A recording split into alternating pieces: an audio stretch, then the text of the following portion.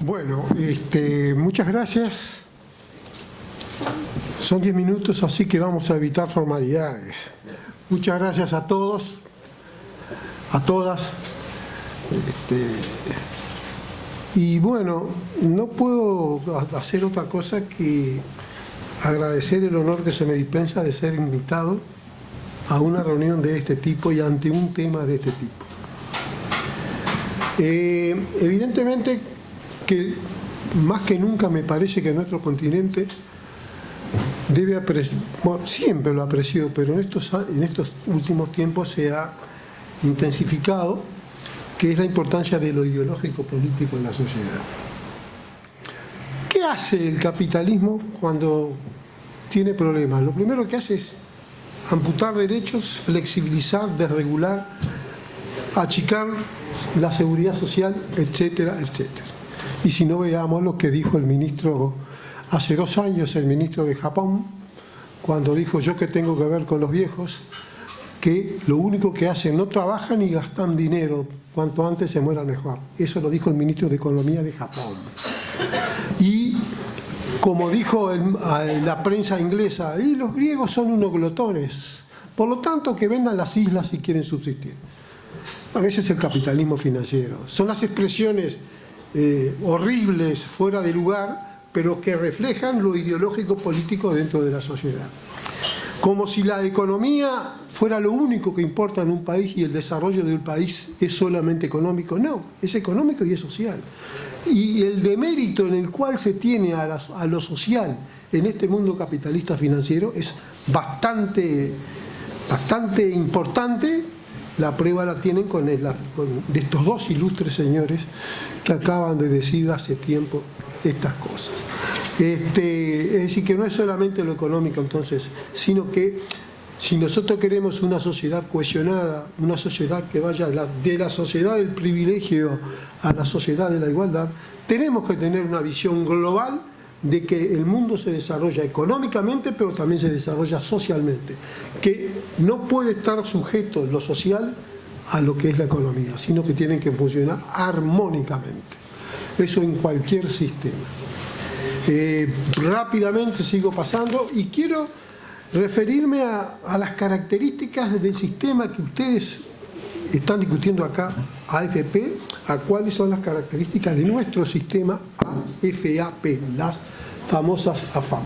Tenemos un régimen mixto, no voy a hablar del régimen solidario porque el tiempo no me lo va a permitir, pero fíjense que son sociedades anónimas, el fondo de ahorro que se ahorra, bien dicho, pertenece a los trabajadores. Se cobran comisiones que andan aproximadamente en un 15%, las más bajas, y un 18, 19, 17, 20, las otras. Se ponen de acuerdo el Banco Central del Uruguay con las AFAP para poner los bienes en custodia y eso genera una comisión. Bueno, ¿quién la paga? Los trabajadores. No la paga el banco, ni la financiera, ni el Banco Central. Las deducciones que se hacen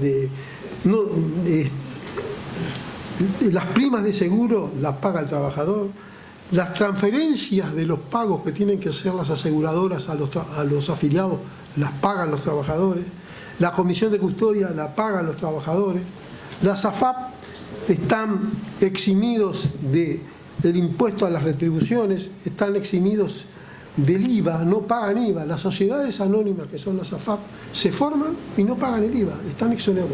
Una serie de elementos que hay muchos más, pero la que en definitiva nos obliga a hacernos la pregunta: ¿tienen todo? ¿Solamente ganan? Pero las prestaciones que se han dado hasta ahora son bastante insuficientes y bastante lejanas de lo que es el sistema de reparto, que hace 20 años atrás el Estado tenía que atenderlo con un 27% de transferencia de ganancias y hoy prácticamente ha desaparecido eso. ¿Por qué digo esto? Porque en definitiva ante un sistema como el que tenemos, que se inició allá por el 81, 82 en Chile, siguió Argentina, Perú, Colombia, México, Uruguay, los países del este, en fin, una serie de países. El asunto concreto es quién asume el riesgo de estas actividades. Son entidades financieras que apuestan a la ganancia. ¿Quién asume el riesgo? ¿Por qué está tan afectado el principio de la igualdad entre trabajadores y los derechos de las AFAP e inclusive los del propio Estado? Es decir, hay un negocio lucrativo que está fomentado por todas estas exoneraciones impositivas tributarias que se les otorga a las sociedades anónimas para que puedan fomentar el ahorro individual. Y repito, ahorro individual que en el momento lo ha... Quiero destacar la importancia de nuestro país, y por eso es que me centré mucho en este tema, porque a pesar de todo, nosotros somos de la idea de que estamos, obviamente, es demasiado obvio, pero lo voy a repetir igual porque muchas veces se ignora, estamos ante un derecho fundamental, derecho humano fundamental, con visión integral. No es solamente que no me lleven preso o que me respeten la libertad de expresión. No, está la vivienda, está la prestación social, está la salud, etcétera, etcétera. Entonces, pienso que a pesar de todas esas cosas, se pueden hacer cosas. Uruguay, y en esto creo que eso es un ejemplo, basta ver las cifras que existen hoy y las que existían en el 2004, ya les mencioné una, no hay más asistencia financiera del Estado a la seguridad social, pero hay cifras que les quiero decir, que no voy a nombrar más cifras. Ustedes saben que en el Uruguay la seguridad social se ajusta de acuerdo al índice medio de salarios, no a la inflación.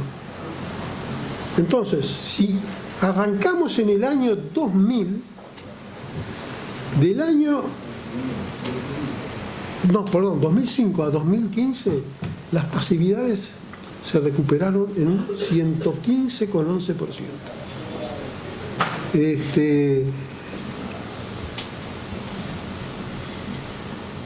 Perdón, me equivoqué en los números. 49%, que la otra cifra tenía que ver con las inflaciones que transcurrieron en el año 2005-2006.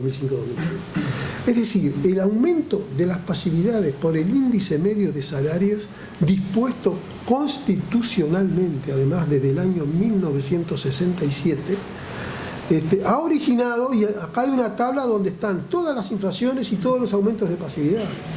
Y eso es lo que da que la inflación ascendió a 115% en todos esos años. Sin embargo, la recuperación del índice medio de salarios fue casi un 49%. Y esto tiene que ver con algo que aparentemente la gente me va a preguntar, ¿y por qué introduce este tema?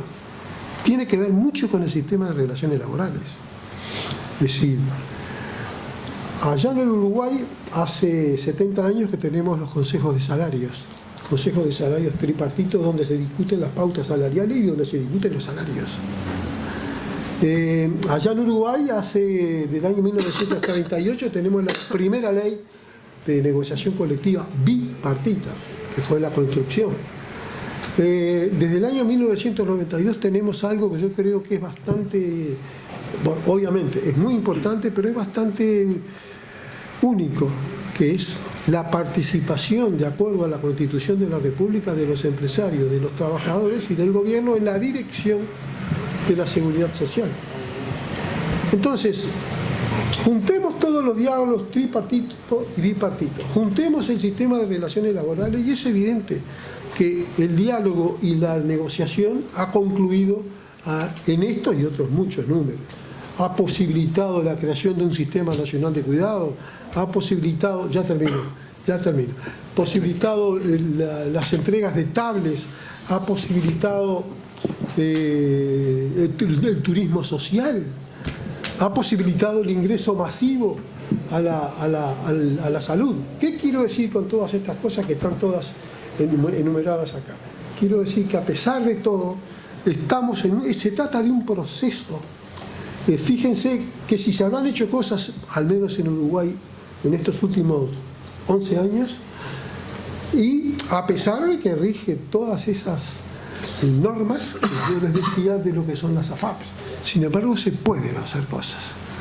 La historia del Uruguay demuestra que se pueden hacer cosas, y la historia del Uruguay nos lleva al concepto de proceso. Todo esto es un proceso en el cual se hacen cosas, pero que también queda mucho por hacer, y por supuesto que queda, y va a quedar siempre. Acordémonos de Eduardo Galeano, y con esto termino, porque después quiero hablar de fútbol, el partido de Chile y Uruguay. Acordémonos de Galeano, de Jara, pero de Víctor. Cuando Galeano hablaba de la famosa utopía, sí, la utopía la tenemos allá en el horizonte, y cada vez que nos acercamos se nos va corriendo hacia atrás, y eso es un proceso. Y es lo que, en otras palabras, decía esta revista que editamos, esta revista que se llama, ya van más de 20 números, Caminante. Tiene la figura de un señor que camina, y es el caminante del querido catalán Antonio. Es decir, caminante se hace camino adelante. Bueno, con esto termino. Les quiero decir que se pueden hacer cosas. Yo no soy de los que creo de lo negro y lo blanco.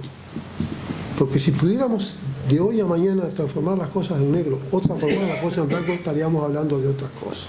Ya no sería el régimen democrático que los chilenos y los uruguayos no se enorgullecemos. Pero sí soy ferviente, repito fervientemente, si será importante entonces lo ideológico y lo político y el diálogo en el sistema de la sociedad, porque la calidad del sistema de relaciones laborales hace y mucho a la calidad de toda la sociedad. Una sociedad sin diálogo, creo, y una sociedad sin calidad de vida, creo que tampoco. Esos son los elementos que en 10 minutos puedo decir. Hay muchísimas cosas más, pero bueno.